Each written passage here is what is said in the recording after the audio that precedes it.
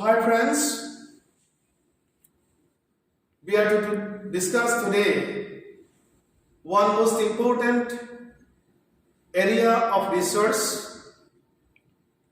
and the title of the area is Selection of Research Problem and Preparation of Research Proposal. This is very important for all who are to continue research either in the form of PhD or in the form of MPhil dissertation, or all the participant students of undergraduate level of science and arts, as well as postgraduate students of arts and science, because friends, in the sector of higher education nowadays, in every part, in each of the parts, research has become very important. And this area is very important because all the novice, particularly those who do not have any experience concerning to research, face many problems at the time of selecting research problem or problem area and preparing research proposal.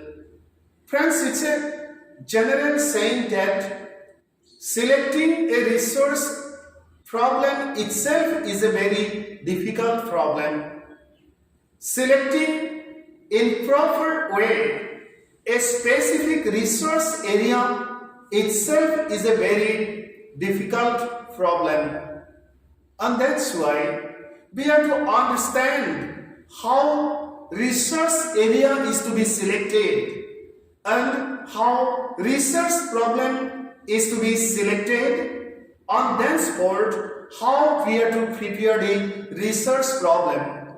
For helping the students of undergraduate level as well as the students of postgraduate level of arts, science and commerce, in each of the parts or every part, there is the demand of knowing about research, in understanding research, maybe in the form of research project, maybe in the form of writing assignment, maybe in the form of writing seminar paper, whatever it may be. You all are to be well acquainted with the process of selecting research problem or problem area first of all, and thenceforth preparing research proposal. Let us start our discussion. This is subject area, and we are to continue our discussion. This is the first class, and within 5-6 classes I will complete the whole contents. Let us go back to the second slide so that we can get the information. Research is an important process for the advancement of knowledge. This is a very technical economic exercise with the help of which either we can re-evaluate the existing stock of knowledge, we can get the chance to add something new with the old stock of knowledge, we can develop new knowledge depending on the already preserved or developed knowledge stored in the storehouse of knowledge of human society. Friends, knowledge has special importance in the process of science as well as in the process of uplift, in the process of development of human life, human society, and the global social order. And research is the means with the help of which either we can develop new knowledge or we can review, we can re-evaluate, we can add or re-add with the existing stock of knowledge, considering the changed demand of time for the satisfaction of our changed needs. It is a diligent inquiry and systematic search for the development and discovery of new knowledge in the field of science. In general sense, means in understandable way for all participants, research is the study of materials and sources in order to establish facts and reach new conclusions so that we can help society get benefit from the established realities concerning to study the problem. In research, it is tried to describe the pros and cons of a problem or a phenomenon as systematically and accurately and scientifically as possible. We are always curious to learn something new about the world around us. And the world where we are living is very mysterious. And our life has limitation. Time is changing rapidly. And sense is the reality as well as nature of time. Time and the world do not stand still. And that's why our prime concern is we are to study the relevance of the old stock of knowledge and we are to add, re-add, evaluate, re-evaluate with the existing stock so that our aspirations, our demands as per the challenges, sense requirements may be satisfied. And in this process, research plays very important role. Let us go back to the next slide. Curiosity or a strong desire to know or learn something new is one of the most important inborn qualities of man's psyche. Friends, this is the basic specification of human psyche. Means we are always curious to know something new. We are always trying to get the reply of what, why, and how of things, beings, situations, events, and phenomena of this mysterious universe where we are living. At the same time, we are always desired to learn something new so that we can establish our identity in this complex social order with the help of, dominating establishment of our authority of our knowledge in the knowledge parameter. The cognitive domain of man's behavior means the thinking domain helps in a greater extent to acquire knowledge about the new things, beings and events remain present in man's surroundings. The process of acquisition, development, or refinement of knowledge is a never-ending process. This process has close link with the cognitive or knowing processes of man. Hence, it is a psychological as well as a philosophical problem of man. Friends, we are to know in detail. We are to study the specialities of the cognitive process of man. Means our knowledge relating to the process of acquisition of knowledge, maybe in the field of science, maybe in the field of technology, maybe in the field of social sciences, should be very clear. Means how we recognize the realities of different things, beings, events, situations, and matters is a very, very critical problem. And for answering about the how of knowing the things, the realities of things, beings, events, situations, and phenomena, we are to know, we are to understand about research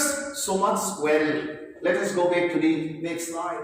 It is psychological, means the process of research is psychological because in the process of acquisition of knowledge, human physiology and his/her psychic potentialities play vital roles. In primary stage of the process of cognition, the senses and the nerves and glands of the body play vital roles. Senses are the gateways of knowledge. These, that is the eyes, ears, nose, skin, and the tongue are the most important senses which are physiological organs. When any one of these senses, means the eyes, ears, nose, skin, and the tongue, or more than one sense organ are stimulated, conscious level of the mind becomes ready to find out the source of stimulation. And as soon as the conscious level, let us go back to the next slide, becomes able to know the real cause of stimulation, a simple knowledge in the form of perception is possible. When there is the repetition of the same situation, perfection of the perfect perception becomes the reality. As soon as the perfection of the perception becomes practical, a concept is formed which is in other sense named as knowledge. This process of acquiring knowledge is a continuous process. Man always remains busy in trying to learn something new about the world where he or she lives. In academic area, there is a special discipline, that is gnoseology or epistemology, which helps us to know and understand the specialities of the process of acquisition of knowledge.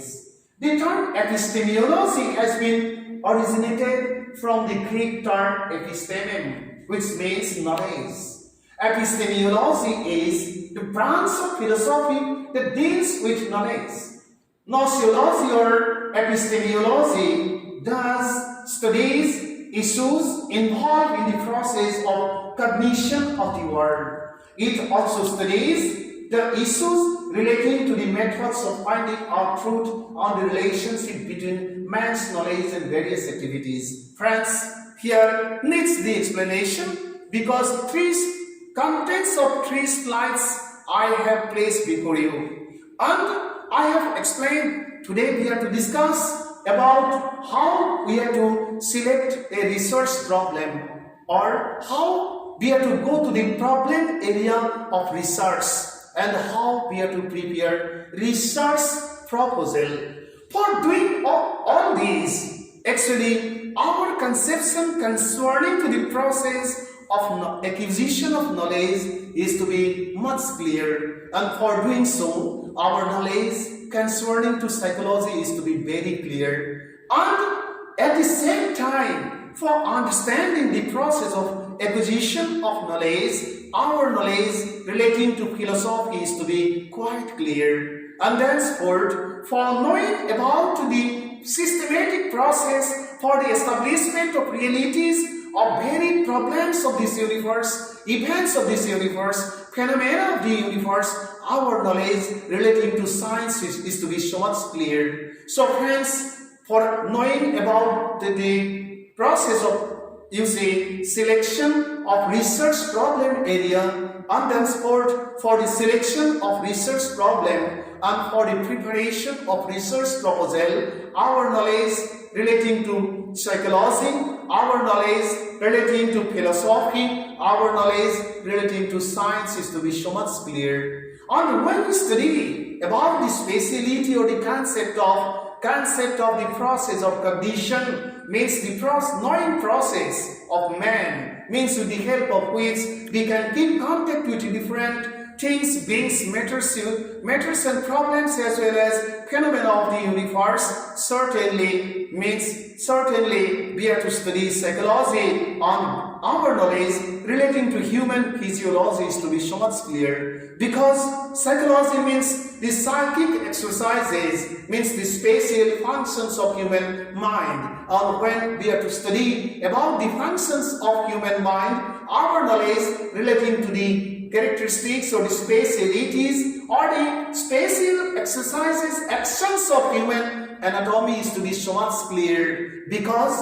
we keep contact with different problems, situations, events, matters, phenomena of this universe with the help of the sense organs, which are totally bodily organ or physical organ. Means these are the organs which have linked with the study of the speciality of functions of human anatomy. And friends, the basic requirements for the acquisition of knowledge to understand or in understanding the realities behind phenomena, problems, matters, things, beings, etc. All basic roles are played by the senses, and senses are the physiological organs, and that's why the process of cognition in the basic stage is totally physiological. Means we understand the realities in basic level with the help of the roles or functioning of the physiological organs, and thenceforth we store such type of knowledge in our psychic level, and thenceforth with the help of the process of scientific process we help people get information relating to different things, relating to the realities of different things, beings, matters of this universe. And that's why for knowing in detail about the process of selection of research problem, as well as knowing about the process of selection of research problem and problem area, as well as for the preparation of research problem, our knowledge concerning to all these should be much clear, for which we are bound to discuss all these things, all these contents, and we are bound to study all these. Let us go to the next slide. Research is a special aspect of knowledge. It helps to find out, examine, re-examine, evaluate, re-evaluate, discover, rediscover knowledge of various things, beings, events, phenomena, matters of these that remain present in the surroundings, which is very dynamic and very challenging and very critical. In research, systematic, scientific and analytical approaches have been used to discover, verify, evaluate and seek knowledge in a more logical and scientific way. In a sense, it is a more systematic and scientific way of cognition or way of knowing the mysteries or the realities of different things, matters, beings, events, phenomena, situations, etc. Let us go back to the next slide. To understand the specific features of man's cognitive activity, means the activity with the help of which we come to know about the mysteries of this great universe, we have to go back to philosophy. Philosophy gives the answers of various questions that have close connection with the process of cognition. Hence, research in a sense is a philosophical exercise where man's thoughts play their vital roles. The application aspects of research are the concern of science. See friends, we never can neglect philosophy. The base is being built with the help of the knowledge of philosophy, and it is being it is being polished, means to the level of excellence. It is brought to the level of excellence with the help of the methods of science. Materialists and idealists have expressed different views regarding the process of acquisition of knowledge of man or cognition of man. Let's see the next slide. Materialists believe that consciousness is a natural property of matter, an outcome of its natural development. And for understanding materialism, we have to go back to the field of either to philosophy or to the field of science. Hence, consciousness, for understanding the speciality of consciousness, again we have to go back to psychology. Not only helps man to survive and adapt himself or herself to the conditions of his or her existence, but to cognize the surrounding world as well. This is known as cognitive, means epistemological optimism. This is again philosophical. Ancient philosophers, Heraclitus, Democritus, and Epicurus. You see, Heraclitus, Democritus, and Epicurus thought that man was capable of comprehending the world. Later, these views were shared by the philosophers of the Renaissance and modern times, and thenceforth, entry of science in the field of or in the domain of knowledge has become, much forceful. Let us go back to the next slide.